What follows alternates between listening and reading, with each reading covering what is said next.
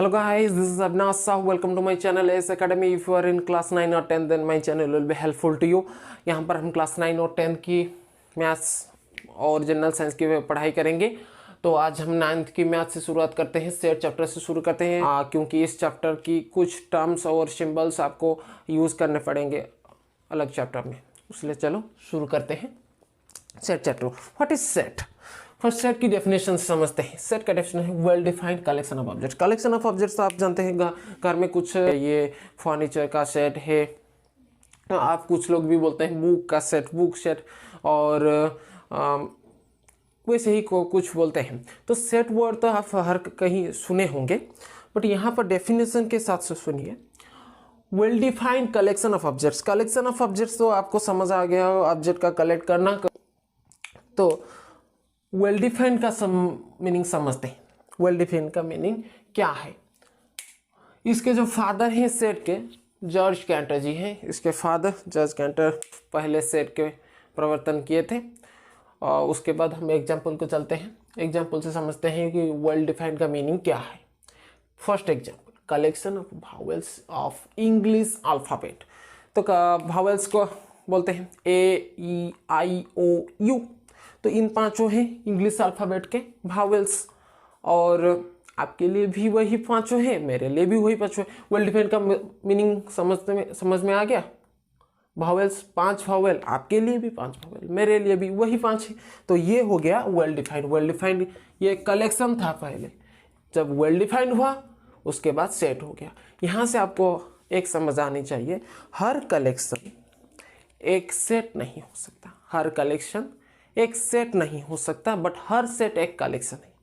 हर collection एक set नहीं हो सकता, बट हर सेट एक कलेक्शन है। वहीं से चलते हैं। ये जो सेट का ऑब्जेक्ट है ना, well defined collection of objects, तो ये ऑब्जेक्ट भी वैसे ही कुछ है। ऑब्जेक्ट भी वेल डिफाइंड होना चाहिए। जैसे पांचों ऑब्जेक्ट आपके लिए भी है, हमारे लिए भी, ऑब्जेक्ट भी वेल डिफाइंड हो गया। तो वेल डिफाइंड ऑब्जेक्ट को हम क्या बोलेंगे? Element of set. लिख देते हैं एलिमेंट्स ऑफ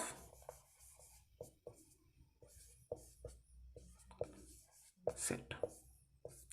ओके, क्लियर? उसके बाद चलते हैं सेकेंड एग्जांपल पर। वैसे ही जो हर ऑब्जेक्ट एलिमेंट है हो नहीं सकता, बट हर एलिमेंट एक ऑब्जेक्ट होता है। हर एलिमेंट एक ऑब्जेक्ट होता है, बट हर ऑब्जेक्ट एक एलिमेंट होता है, क्योंकि ऑब्जेक्ट को वेल डिफाइंड होना पड़ता है एलिमेंट होने के लिए। सेकेंड एग्जाम्पल चलते हैं। अब आपको बताना पड़ेगा, collection of beautiful flowers in your garden. Collection of beautiful flowers in your garden. तो आपके गार्डन में जितने भी फूल हैं उनमें से आपको कुछ फूल अच्छे लगेंगे, मेरे और कुछ फूल अच्छे लगेंगे, आपके दोस्त को और कुछ फूल अच्छे लगेंगे। तो वेरिएशन बहुत दिखाई देती है यहाँ पर। तो ये वेल डिफाइंड नहीं हुआ। तो चलिए इसको काटते हैं। उसके बाद collection of natural number. Collection by nature हम नंबर का काउंटिंग कहाँ से शुरू करते हैं? 1 2 3 4 5 6 यहाँ से। तो यहीं से लेकर इनफाइनाइट तक आपके लिए भी उतनी ही है, मेरे लिए भी उतनी है। तो ये हो गया वेल डिफाइंड। तो ये हो गया हमारा सेट। उसके बाद चलते हैं collection of good players of Indian cricket team. तो आपके लिए कुछ गुड है, मेरे लिए कुछ और गुड है, उनके लिए। तो ये वेल डिफाइंड नहीं हुआ। ये वेल डिफाइंड नहीं हुआ, मतलब ये सेट नहीं है। कलेक्शन है बट सेट नहीं है। यहाँ पर ये कलेक्शन भी हुआ, सेट भी हुआ। यहाँ पर एक कलेक्शन हुआ बट सेट नहीं हुआ। यहाँ पर ये कलेक्शन भी हुआ, सेट भी हुआ। डिफरेंस समझना आना चाहिए। तो उसके बाद चलते हैं collection of 10 students of class 9। Collection of 10 students of class 9। तो क्लास 9 के 10 बच्चे को सिलेक्शन करना है। यहाँ पर ये वेल डिफाइंड है कि नहीं आपको बताना है। भाई साहब ये वेल डिफाइंड नहीं है। क्यों नहीं? यहाँ पर 10 बच्चों को किस पॉइंट ऑफ व्यू से सिलेक्शन करेंगे? हाइट के पॉइंट ऑफ व्यू से, और ये तो पता नहीं है। भाई 10 बच्चे खड़े हो जाओ बोले तो कोई वहाँ पर 10 बच्चे खड़े हो सकते हैं, 20 बच्चे खड़े हो सकते हैं, तो कोई भी खड़ा हो सकता है। तो ये वेल डिफाइंड नहीं हुआ। यहाँ पर इसको क्रॉस देते हैं। क्लियर? उसके बाद चलते हैं सेट को कितने फॉर्म में हम रिप्रेजेंट कर सकते हैं। चलिए, तो हाँ देखते हैं सेट को दो फॉर्म में यहाँ पर हम रिप्रेजेंट करते हैं। फर्स्ट फॉर्म है रोस्टर फॉर्म और टैबुलर फॉर्म, सेकेंड फॉर्म है सेट फॉर्म। आखिर दो फॉर्म में क्यों रिप्रेजेंट करते हैं? क्योंकि जो देखते हैं आगे देखते हैं, रोस्टर फॉर्म का डेफिनेशन है listing the elements by commas with in curly braces. Example लेते हैं, set of vowels in English alphabet. तो अब वावेल्स का सेट बोलिए, का शुरू करते हैं। कैसे लिखते हैं? Listing the elements by commas. First comma देकर एलिमेंट को लिखना है। कैसे? ऐसे कुछ ए, ई, आई, ओ, यू। उसके बाद क्या करना है? First listing the elements by commas, then उसके बाद कर्ली ब्रेसेस के अंदर within the curly braces. Clear? Curly braces दे देते हैं। क्लियर है? कर्ली ब्रेसेस दे दिया, एग्जाम्पल हो गया आपका।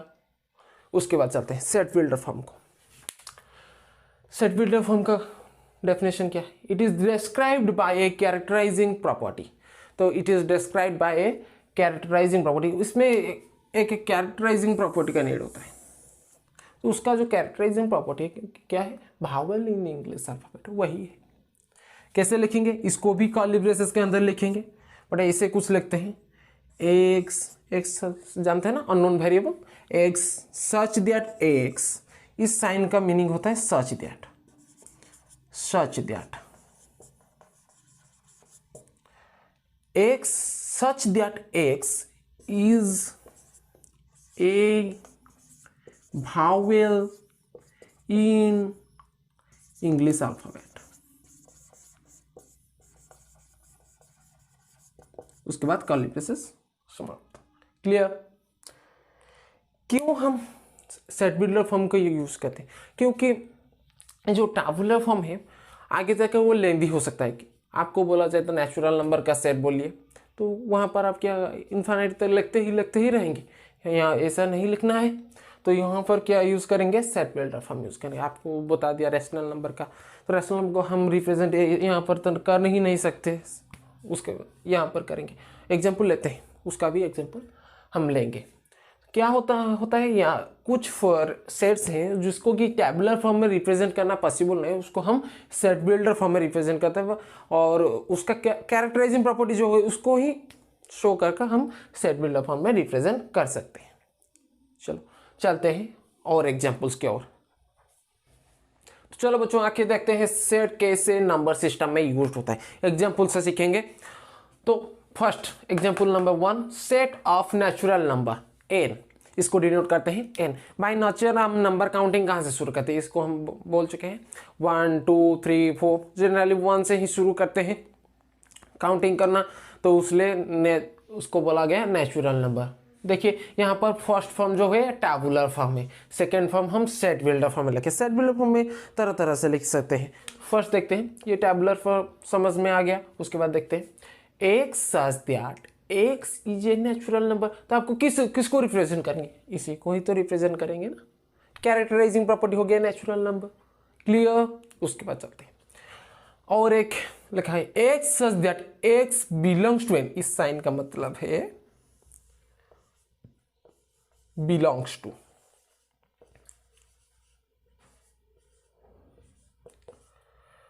उसका मीनिंग क्या होता है हम समझाते हैं यहाँ पर।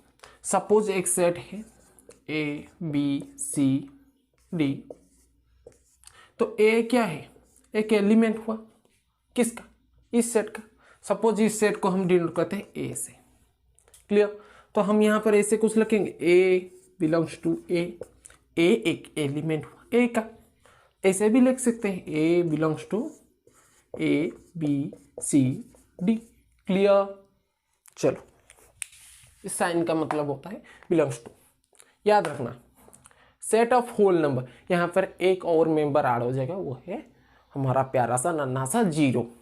और 0 1 2 3 4 यहाँ से लेकर इन्फानाइट तक। तो इसको डिनोट करते हैं एन स्टार और डब्ल्यू से, होल नंबर है। उसके बाद चलते हैं सेट ऑफ इंटीजर। यहाँ पर एक मिरर इमेज इसका खड़ा हो जाएगा। देखिए 0 से 1 2 3 4 लेकर प्लस इन्फानाइट तक, और यहाँ से जी -1 -2 -3 लेकर माइनस इन्फानाइट तक। उसके बाद चलते हैं सेट ऑफ रैशनल नंबर। इसको तो भाई हम टेबुलर फॉर्म में लिख ही नहीं सकते, क्यों नहीं लिख सकते? क्योंकि हर इंटीजर के अंदर लाखों, सैकड़ों, इनफाइनाइट नंबर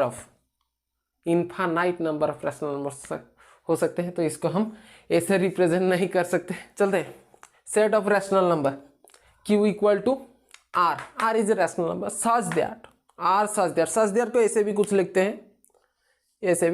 हैं, टेंशन उसको लेने का नहीं। तो R such that P by Q, उसका एक फॉर्म P बाई Q, होया P and Q belongs to Z। Belongs to का मीनिंग क्या हुआ? P और Q दो एलिमेंट है, किसका? इंटीजर सेट का। इंटीजर सेट को हम डिनोट किए हैं I और Z से। तो इंटीजर सेट का P और Q क्या होता है? दो एलिमेंट्स है, जहां पर Q नॉट इक्वल, डिनोमिनेटर है ना, डिनोमिनेटर का भी जीरो नहीं होगा, तो वो क्या होगा? अनडिफाइंड हो जाएगा। ये जो इन्फाइनाइट है ना, कुछ साइंटिस्ट तो बोलते हैं इन्फाइनाइट है, वैसा कुछ है ही नहीं। इसका मतलब समझते चलो नॉट डिफाइंड, अनडिफाइंड मीन्स वहां तक हम पहुंच ही नहीं सकते। तो यहाँ पर Q not equal to zero, Q equal to zero हो जाएगा तो इन्फाइनाइट हो जाएगा। भाई ये कौन से भी नंबर को जीरो से डिवाइड नहीं कर सकता, जीरो से डिवाइड नहीं कर सकते। आज तो हम यहीं पर रखते हैं, फिर नेक्स्ट क्लास में नंबर सिस्टम शुरू करेंगे नंबर लाइन के साथ। चलो बाय बाय।